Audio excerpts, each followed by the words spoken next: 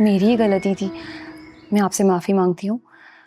बड़ी जल्दी एहसास हो गया तुम्हें इस गलती का है? इतने दिन बाद ख्याल आया माफी मांगने का? हाँ शायद,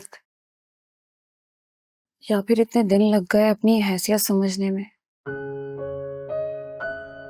खैर, आप इतने दिनों बाद आई हैं तो खाली हाथ वापस जाना अच्छा नहीं लगता, इसलिए ये मेरी तरफ से छोटा सा तोहफा। ये क्या है?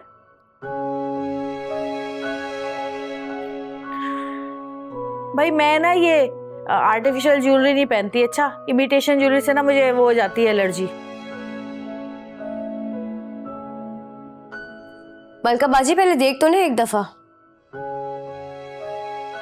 तबस्सुम, तबस्सुम जरा यहाँ आओ। एक तो इन्हें भी चैन नहीं है।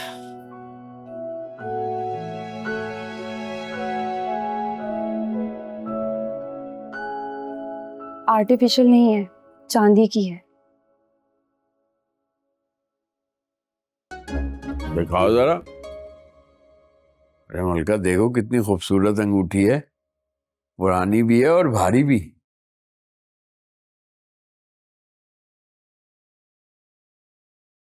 ठीक ही लग रही है। अब तुम इतना कह रही हो तो मैं रख लेती हूँ, वरना मेरे पास तो चांदी की 3-4 और सोने की भी 5-6 अंगूठियां पड़ी हुई हैं घर पे। कोई बात नहीं, एक और रख लो। रानी इतने प्यार से दे रही है। ये सिर्फ तुम्हारी भाभी नहीं है, तुम्हारी तायाजाद भी है।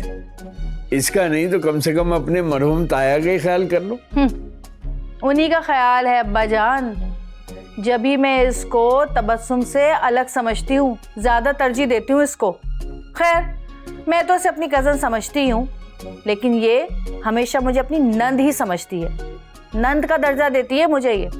हाँ, तुम ठीक कह रही हो, मैं ही रिश्तों का एहतराम भूल गई थी।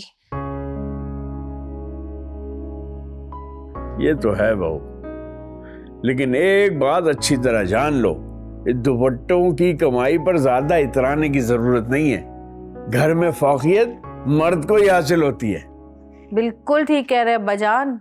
अरे हमारी भाभियां तो खुशकिस्मत हैं जो इनको यहाँ पे इतनी आजादी मिली हुई है। कोई पाबंदी नहीं है, कोई रोक टोक नहीं है। मुझे देख लो, कितनी बदनसीब हूं मैं।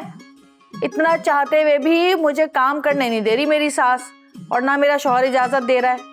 तुम लोगों के तो मजे हैं भाई, लेकिन एक बात याद रखना भाई रानी, इतनी आजादी तो मिली हुई है तुम्हें, लेकिन इसका मतलब ये नहीं है कि तुम कमाने लगो तो ये समझो कि इस घर की मालकन तुम हो। जी।